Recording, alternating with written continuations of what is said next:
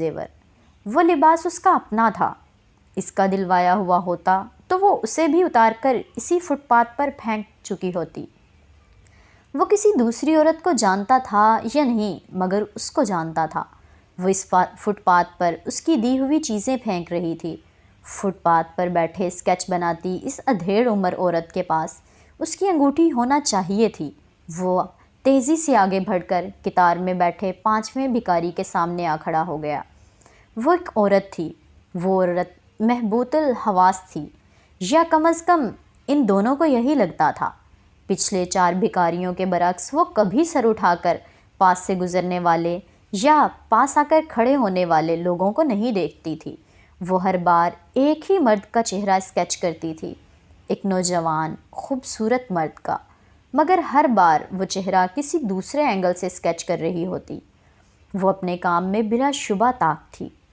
وہ دونوں اکثر اس کے پاس کھڑے اس کو اسکیچ بناتے دیکھتے رہتے۔ وہ دونوں اب بھی اس اسکیچ کیے جانے والے چہرے سے بے حد شناسا ہو گئے تھے۔ کون ہو سکتا ہے یہ مرد؟ اس نے ایک دن وہاں کھڑے کھڑے اس سے پوچھا تھا۔ شاید اس عورت کا بیٹا، اس نے خود ہی اندازہ لگایا۔ نہیں، بیٹا نہیں ہے، اس نے بے ساختہ کہا۔ اس نے اس کے جواب پر چونک کر اسے دیکھا۔ وہ اسکیچ پر نظریں جمائے اپنے اوور کوٹ میں دونوں ہاتھ ڈالے کھڑی تھی۔ تو پھر کون ہے؟ اس نے حیرانی سے پوچھا۔ اس نے گردن موڑ کر اسے دیکھا۔ اس کی نظروں میں اور چہرے پر بے حد عجیب سا تاثر تھا۔ چھوڑو، جانے دو، اس نے جواب دینے کی بجائے قدم آگے بڑھا دیے تھے۔ اس نے جواب کے لیے اصرار نہیں کیا تھا، اسے جواب مل گیا تھا۔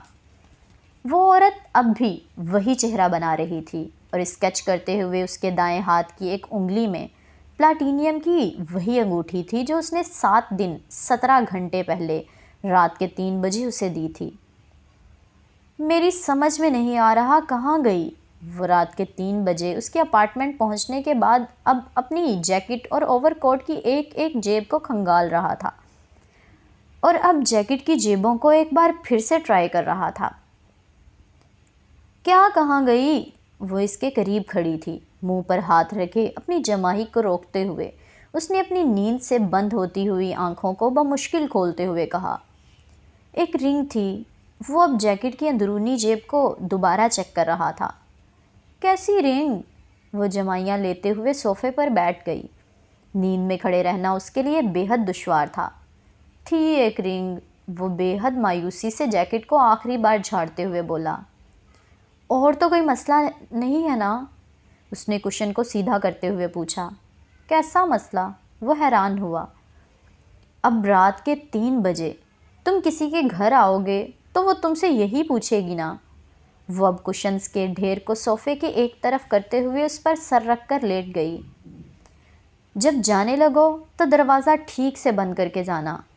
اب یہ کیا کر رہے ہو؟ اس نے آنکھیں بند کرتے ہوئے اسے ہدایت دینے کی کوشش کی، مگر آنکھیں بند کرنے سے پہلے ہی وہ یکدم اٹھ کر بیٹھ گئی۔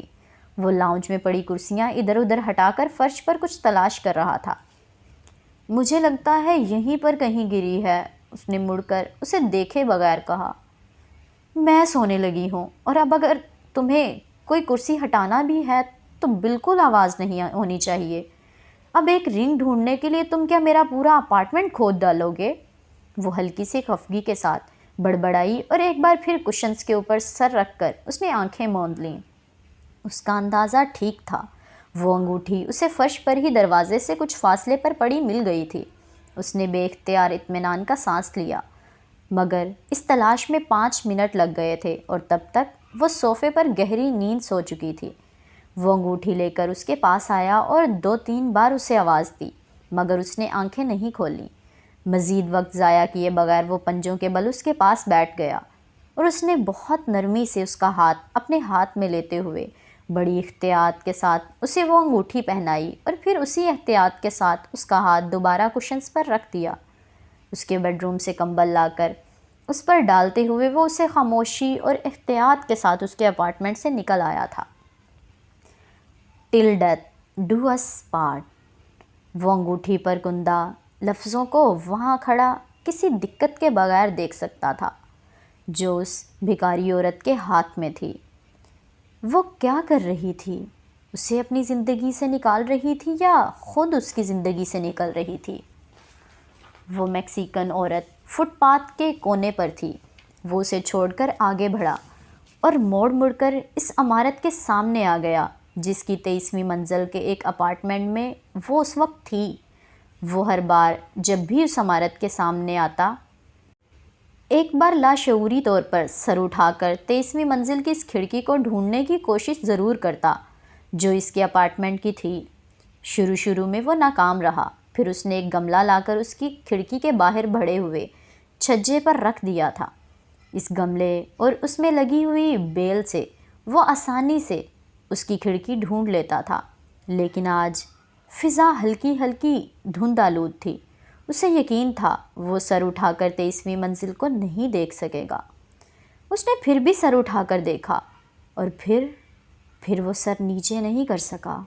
اسے 23ویں منزل نظر نہیں آئی تھی، مگر اسے ہوا میں بہت سی تصویریں اڑتی نظر آ گئی تھیں۔ ان میں سے چند کچھ لمحوں تک زمین پر پہنچنے والی تھیں۔